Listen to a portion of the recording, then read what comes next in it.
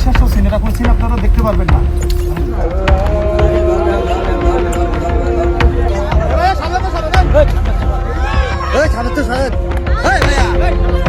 সামাজিক যোগাযোগ মাধ্যমে ছড়িয়ে পড়া একটি ভিডিও নিয়ে দেশজুড়ে আলোচনা চলছে। বাগেরহাটের খানজাহান আলী মাজারের ঠাকুর দিঘিতে একটি কুকুরছানাকে কুমির টেনে নেওয়ার দৃশ্য দেখা যায়। স্বভাবতই যা নেটিজেনদেরকে আহত করেছে। প্রত্যক্ষদর্শীদের নির্লিপ্ত ভূমিকায় তীব্র সমালোচনা করছেন কেউ কেউ। তবে ঘটনার বাস্তবতায় উঠে আসছে ভিন্ন ভিন্ন দাবি। কোথা থেকে একটা চোখ উঠা একটা পাগলা কুকুর আসছে, তার লেজটা খুব সোজা। কুকুরটা 7 জন মানুষ কামড়াইছে, বিদেশি লোকজন। ছোট একটা বাচ্চা, 3 বছর একটা বাচ্চাকেও কামড়াইছে।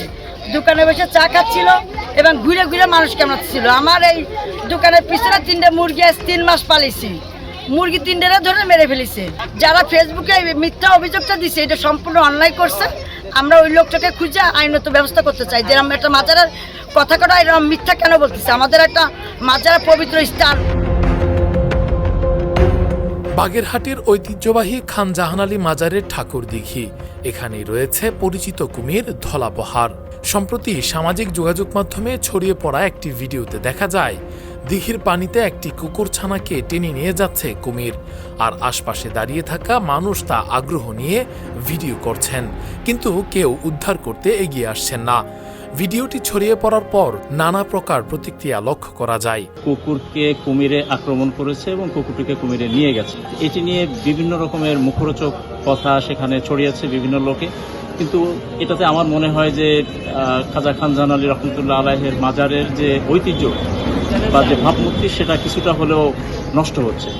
এটা ওইখানে যে কুকুরটা ছিল, আমি যতটা শুনেছি অনাকাঙ্ক্ষিত এই ঘটনাটা ঘটেছে।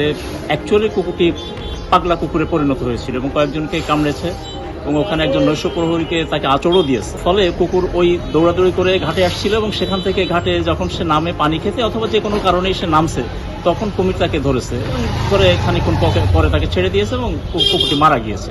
এটা ছিল বাস্তব অবস্থা। কিন্তু এটাকে ভিন্ন খাতে প্রবাহিত করা বা বিভিন্ন রকমের মুখরোচক কথা যেগুলি বলা হচ্ছে, এটা আসলে অনাকাঙ্ক্ষিত এবং অনভিপ্রেত। এটা এইভাবে বলার কোনো যুক্তি আছে বলে আমার মনে হয় না। অনেকেই দাবি করছেন কুকুরটির পা বেঁধে কুমিরের সামনে ফেলে রাখা হয়েছিল, তবে প্রত্যক্ষদর্শীরা বলছেন ভিন্ন কথা। এখানে যখন মুরগি কামড় দিছে, কামড় দিলে পর উনি আর 2-3টা লোক কামড় দিচ্ছে, তখন উনি বাড়ি দিছে। বাড়িতে ঘুরতে ঘুরতে যাই ওইখানে যাই আমার কামড় দিচ্ছে, আর একটা বিদেশি লোকের কামড় দেওয়া যাচ্ছিল, সেটা সরাই দিতে যাইয়ে আমারও কামড় দিচ্ছে। কামড় দিলে পর তারপর আসতে পারে দিকে নেমে গেছে, নিজে বাড়িতে নেমে গেছে, নামলে কুমিরে ধরে নিয়ে চলে গেছে টুক দিয়ে।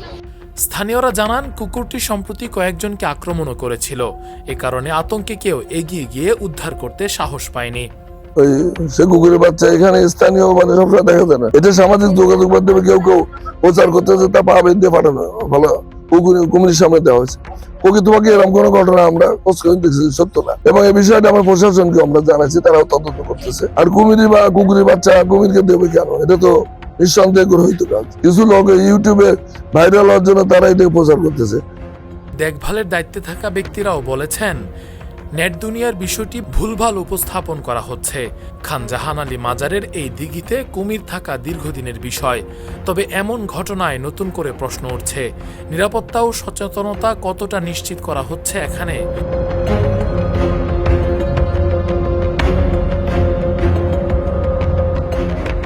আমি আমার ব্যক্তিগত অর্থায়নে কুমিরকে খাওয়ানোর চেষ্টা করি, সবসময় কুমিরকে খাওয়াই।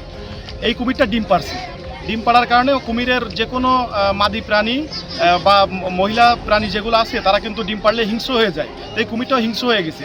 মানবিক জায়গা থেকে যে 30 সেকেন্ড সময় ছিল, তো কুকুরটাকে সেভ করা যাইতো। হ্যাঁ, আমিও স্বীকার করছি কুকুরটাকে সেভ করা যাইতো যদি আমি থাকতাম, বা এখানে যারা কুমিরের প্রতি যাদের প্রতি ভালোবাসা আছে, কুমিরকে চিনে, তারা যদি থাকতো তাহলে কুকুরটাকে সেভ করতে পারতো।